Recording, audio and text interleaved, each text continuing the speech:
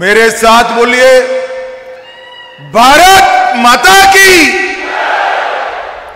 मेरे साथ प्रचंड आवाज से शिवाजी महाराज का जयकारा लगाएंगे। जय जय जय जय जय शिवाजी, जय जय जय जय जय भवानी। मंच पर उपस्थित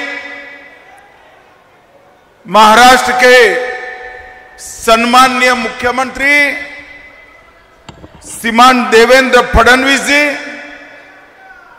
महाराष्ट्र के पूर्व मुख्यमंत्री और महाराष्ट्र के उप मुख्यमंत्री श्री एकनाथ शिंदे जी, महाराष्ट्र के उप मुख्यमंत्री श्री अजित पवार जी, पुणे के सांसद और मेरे साथी मंत्री श्री मुरलीधर मोहोल जी, जलगांव के निवासी और महाराष्ट्र सरकार के मंत्री श्री गिरीश महाजन जी, यहीं के धरतीपुत्र श्री राधाकृष्ण विखे पाटिल जी, बिपिन दादा शंकरराव कोले जी, अध्यक्ष संजीवनी समूह, जिस युवा नेतृत्व के बुलावे पर मैं आया हूं, ऐसा श्री विवेक कोले जी, श्रीमती स्नेहलता ताई कोल्हे जी, मंच पर उपस्थित अनुभव और आज विशाल संख्या में कोपर गांव में आए हुए भाइयों, आप सभी को मेरा प्रणाम, राम राम। सबसे पहले मैं सहकार महर्षि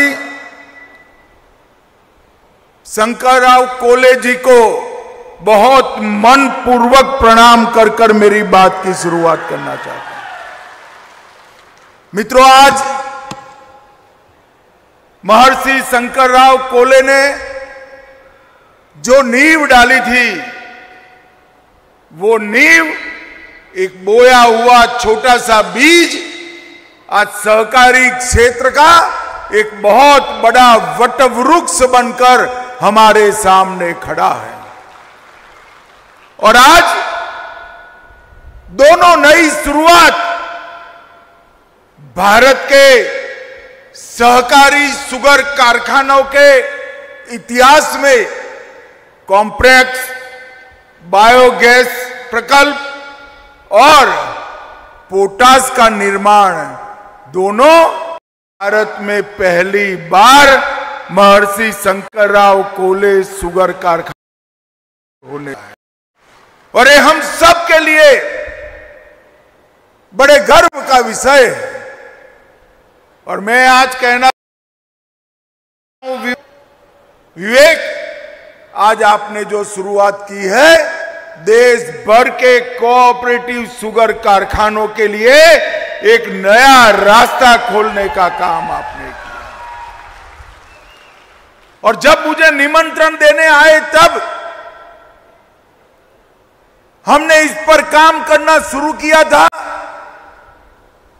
और आज मैं घोषणा करना चाहता हूं कि नरेंद्र मोदी जी की सरकार आने वाले दिनों में सिलेक्टेड 15 कोऑपरेटिव शुगर फैक्ट्री को एनसीडीसी सहायता से ये दोनों संयंत्र लगाने के लिए पूरा सहयोग करेगी। और इससे नई शुरुआत होगी। मित्रों, मोदी जी की सरकार देश के किसानों को समर्पित सरकार है। और अभी अभी 1 अक्टूबर को कैबिनेट के अंदर मोदी जी ने दलहन आत्मनिर्भरता प्रोजेक्ट की शुरुआत की। 6 साल तक 11,340 करोड़ रुपया दलहन के क्षेत्र में भारत को आत्मनिर्भर करने के लिए उपयोग आएंगे। और मैं आज यहां महाराष्ट्र के दलहन की खेती करने वाले किसानों को कहने आया हूं कि अरहर, उड़द और मसूर, ये तीनों दलहन के किसानों को अगर आप नाफेड और एनसीसीएफ के साथ रजिस्टर करते हो तो 100% दलहन एमएसपी पर भारत सरकार आपका खरीद लेगी। 100% दलहन हम खरीद लेंगे। इससे हमारे महाराष्ट्र के किसानों को भी फायदा होगा। देश के 2 करोड़ किसानों को 100% एमएसपी पर हम दलहन खरीदेंगे। 1000 प्रोसेसिंग यूनिट भी लगाएंगे और 38 लाख अच्छे बीज की किट भी देंगे। मित्रों, यही कैबिनेट में मोदी जी ने मसूर के लिए 300 रुपया क्विंटल एमएसपी बढ़ाई, सरसों के लिए 250 रुपया, चना, अहिल्यानगर में भी चना काफी होता है, चने के लिए भी 225 रुपया क्विंटल एमएसपी बढ़ाई है। और महाराष्ट्र का बड़ा क्रॉप जौ है, जौ के लिए 175 रुपया क्विंटल एमएसपी बढ़ाई है और गेहूं के लिए 160 रुपया एमएसपी बढ़ाने का काम हुआ है। नरेंद्र मोदी जी के नेतृत्व में ज्वार की एमएसपी में अब तक 11 साल में 2.5 गुना बढ़ोतरी, बाजरे में 2.5 गुना बढ़ोतरी, तुअर अरहर में 100% बढ़ोतरी, मूंग में 100% बढ़ोतरी, सोयाबीन में 2 गुना बढ़ोतरी और कापूस में 2 गुना बढ़ोतरी करने का काम नरेंद्र मोदी जी ने किया है। और मित्रों, अभी अभी जो जीएसटी के रिफॉर्म हुए, इसमें किसान के उपयोग की ढेर सारी चीजों पर जीएसटी 5% पर लाने का काम नरेंद्र मोदी जी ने किया। ट्रैक्टर के कलपुर्जे, हार्वेस्टर, थ्रेसर, स्प्रिंकलर, ड्रिप सिंचाई, पोल्ट्री और मधुमक्खी पालन की मशीनें 5% पर लाने का काम किया है। और जीव कीटनाशक और प्राकृतिक मेंथोल को भी 5% लिया है। इससे लाखों किसानों को फायदा होगा। मित्रों, आज पहले सहकारी कॉम्प्लेक्स बायोगैस प्लांट का उद्घाटन हुआ है। इस परियोजना में लगभग 55 करोड़ रुपया लगा और ये सीबीजी प्लांट हर रोज 12 टन प्रतिदिन सीबीजी का उत्पादन करेगा और 75 टन प्रतिदिन पोटास गुड़ से बनाने का काम करेगा। ये दोनों चीजें हमारा देश विदेश से आयात करता है और आयात बंद होकर आत्मनिर्भर भारत की दिशा में आगे बढ़ेगा। मैं विवेक भाई को इसलिए भी बधाई देता हूं, उन्होंने प्लांट तो डाला मगर उसके पहले इसके बिक्री के लिए गेल, बीपीसीएल, इफको, क्रिप्को, राष्ट्रीय केमिकल फर्टिलाइजर, ये सब में एग्रीमेंट कर पूरा मटेरियल बेचने की व्यवस्था वो अपने आप कर चुके हैं।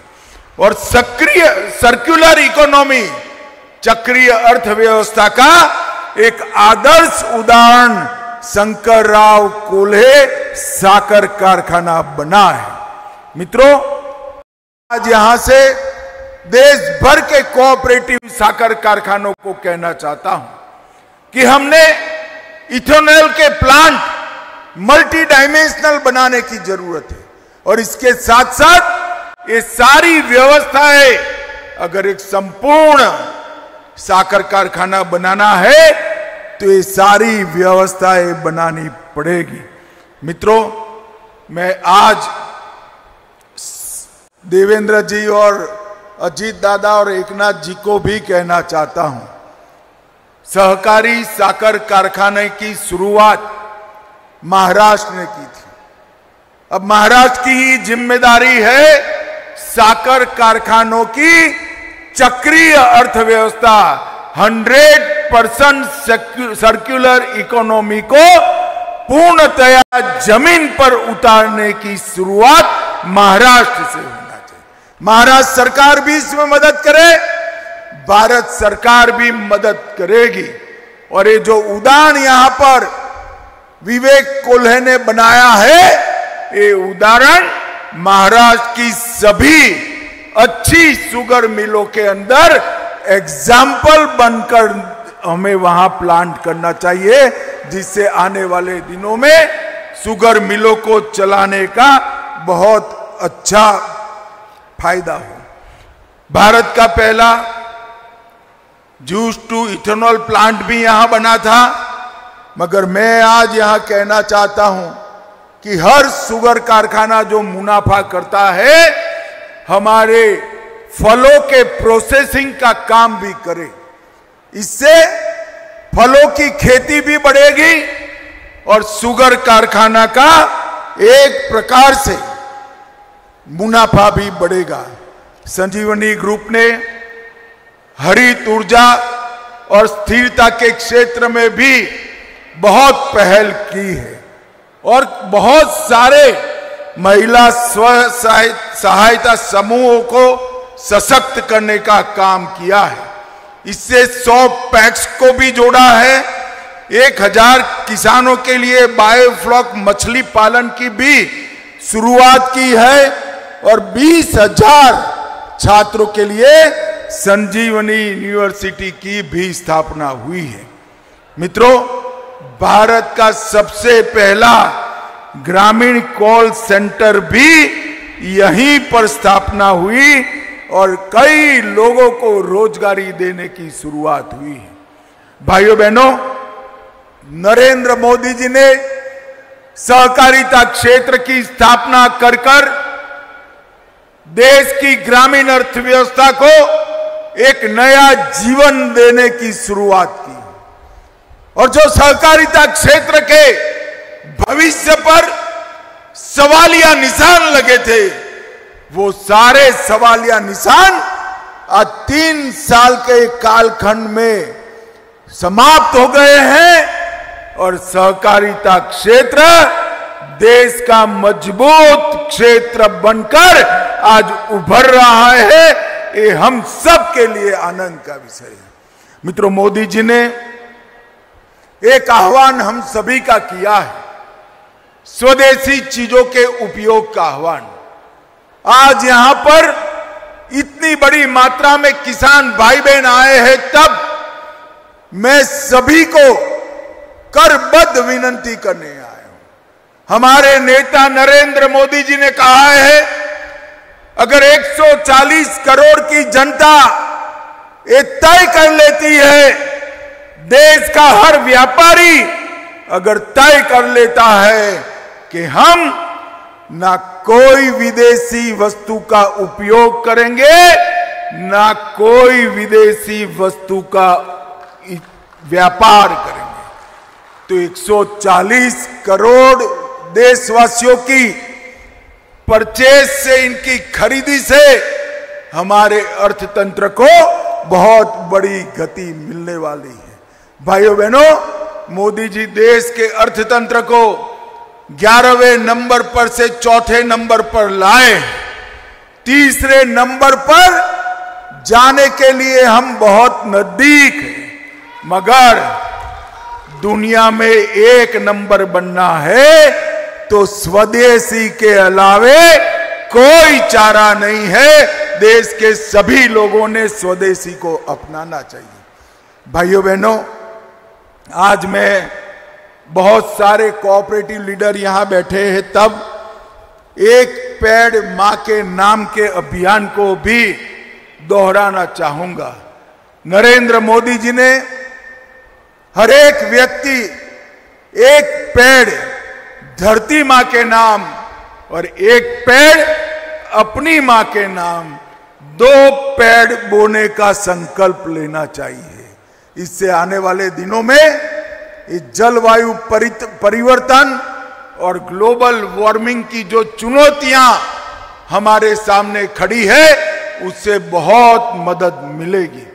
मित्रों, अंत में मैं फिर से महर्षि शंकरराव कोल्हे जी को बहुत मनपूर्वक प्रणाम कर कर याद करना चाहता हूं और विपिन दादा और विवेक को बहुत मनपूर्वक अभिनंदन करना चाहता हूं कि नई शुरुआत आने वाले दिनों में देश भर के शुगर कारखानों के लिए एक नया रास्ता खोलने वाली होगी।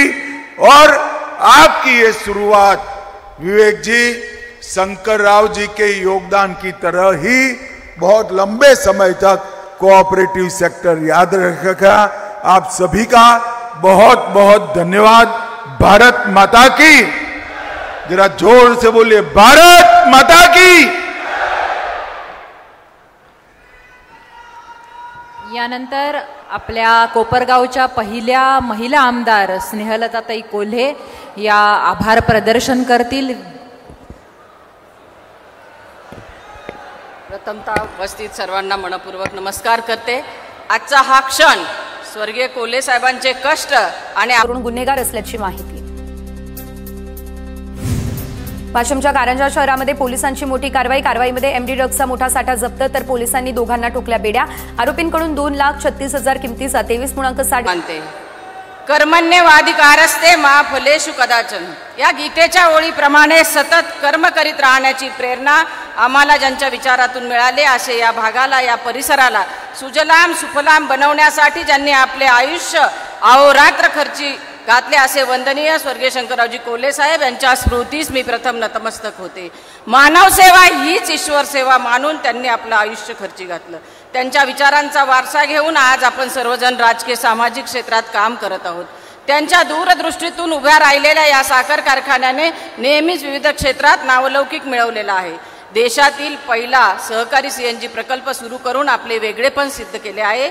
या प्रकल्पाच्या उद्घाटन प्रसंगी आणि आपल्या या कर्मभूमीला आशीर्वाद देण्यासाठी सहकार मंत्रालयाची ज्यांनी निर्मिती केली, ते आपल्या सर्वांचे आदरणीय अमितभाई शहा इथे आपल्याला आशीर्वाद देण्यासाठी उपस्थित आहेत। आणि सहकाराच्या माध्यमातून तळागाळातील घटकापर्यंत रुजलेल्या या खात्याला त्यांनी गती दिलेली आहे। स्वातंत्र्य मिळूनही पारतंत्र्यात असलेल्या जम्मू काश्मीरमध्ये तिरंगा फडकवण्याचं काम ज्यांनी केलं, असे ते देशाचे कणखर गृहमंत्री आहेत। आदरणीय अमितभाई यांनी आज या सहकाराच्या पंढरीत येऊन आपल्याला आशीर्वाद दिले, मार्गदर्शन केले, त्याबद्दल आणि त्यांनी केलेल्या अनमोल सहकार्याबद्दल, एनसीडीसी मधून त्यांनी जे संजीवनी आणि गणेश कारखान्यांना भरघोस मदत केली, त्याबद्दल मी त्यांचे मनापासून खूप खूप आभार मानते। आपल्या सर्वांचे नेते, संजीवनी उद्योग समूहाचे प्रमुख माननीय विपिन दादा आणि त्यानंतर सर्व धुरा सांभाळणारे चेअरमन विवेक भैया यांनी काळाची पावले ओळखत मोठ्या धाडसाने या प्रकल्पाची उभारणी केली आणि स्वर्गीय शंकररावजी कोल्हे साहेब यांच्या स्वप्नपूर्तीसाठी सदैव सोबत असणारे, मतदारसंघातील प्रश्न सोडवण्यासाठी ज्यांनी मला महिला आमदार असताना सातत्याने अतिशय सन्मानाची आणि आदराची वागणूक दिली, ते आपले प्रश्न सोडवण्यासाठी ताकदीने उभे राहिले, ते आपले आधारस्तंभ लाडके मुख्यमंत्री देवाभाऊ यांनी आज येथे येऊन आपला आत्मविश्वास द्विगुणित केला, त्यांनाही मी धन्यवाद देते। त्याचबरोबर मतदारसंघाच्या सदैव प्रश्नांसाठी मदतीचा हात देणारे उपमुख्यमंत्री अजितदादा पवार साहेब, एकनाथजी शिंदे साहेब, सतत वेगवेगळ्या अडचणींना मदत करणारे गिरीशभाऊ महाजन साहेब, पालकमंत्री नामदार विखे पाटील साहेब, केंद्रीय सहकार राज्यमंत्री मुरलीधर अण्णा मोहोळ तसेच उपस्थित सर्वच व्यासपीठावरील मान्यवर, समोर बसलेले आजी माजी आमदार, सर्व क्षेत्रातील सहकार क्षेत्रातील मान्यवर मंडळी, विविध आघाड्यांचे आपले भारतीय जनता पार्टीचे पदाधिकारी, शक्ती केंद्र प्रमुख, भूत केंद्र प्रमुख, सामान्यातला सामान्य कार्यकर्ता, या सर्वांचे मी मनापासून आभार मानते। या सर्व अनुभवी नेत्यांच्या माध्यमातून एक आशीर्वाद आपल्या या संजीवनी उद्योग समूहाला मिळालेला आहे। त्यांच्यामुळे आपल्या सहकारातून सबळ राष्ट्र निर्माण हा आपला संकल्प आपण नक्की साकार करणार आहे, याचा मला पूर्ण विश्वास आहे।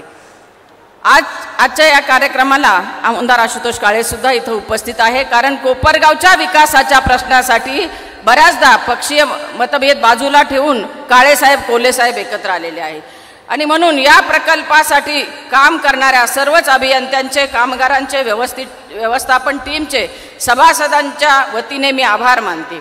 या संस्थेच्या वाटचाली सदैव सोबत असलेले सभासद, ऊस उत्पादक, शेतकरी, सर्व ज्येष्ठ श्रेष्ठ मार्गदर्शक, सहकारी, व्यापारी, सर्व संलग्न सहकारी संस्थांचे पदाधिकारी, माझ्या राजकीय आणि सामाजिक वाटचालीमध्ये सदैव खांद्याला खांदा देणाऱ्या माझ्या सर्व महिला भगिनी आणि देवाभाऊ आणि सरकारच्या लाडक्या आमच्या या भगिनी, लाडक्या बहिणी, बचत गटाच्या सर्व सदस्य, युवक बंधू, कोल्हे परिवारावर प्रेम करणारे, जीवाभावाचे सर्व सोन्यासारखे कार्यकर्ते, सर्वांना उपस्थित सर्व जनसमुदायाची मी मनापासून आभार मानते। आपल्याला सगळ्यांना एवढ्या मोठ्या संख्येने पाहिलं आणि माझ्या डोळ्याला धारा आल्या।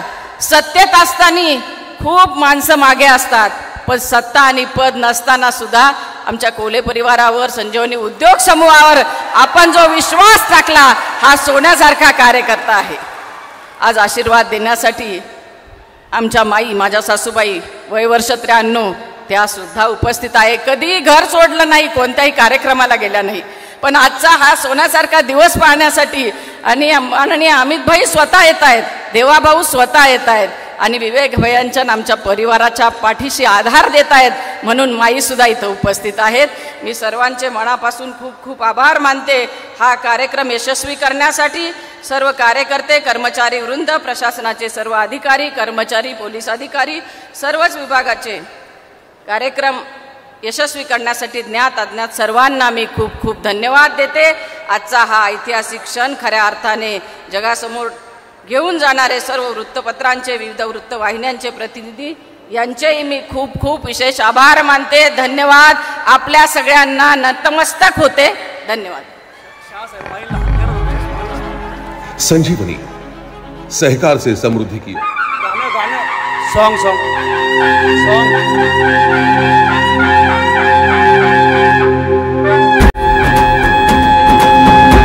पर्यटकांनी फिरवली पाठ। वीकेंडला देखील या दरम्यान जंगल सफारीला पर्यटकांचा अल्प प्रतिसाद।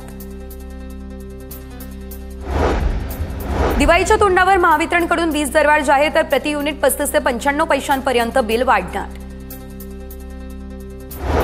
वीज बिलांची होळी करून विरोध केला पाहिजे, वाढत्या वीज दरांवरती विजय वडेट्टीवार यांची ही प्रतिक्रिया। गुन्हेगारी मोडून काढण्यामध्ये आटोक्यात ठेवण्यात मुंबई 4थ्या क्रमांकावर, कोलकाता, हैदराबाद, पुणे आणि मुंबई पहिल्या 4 क्रमांकावर। दिलीप खेडकर यांच्या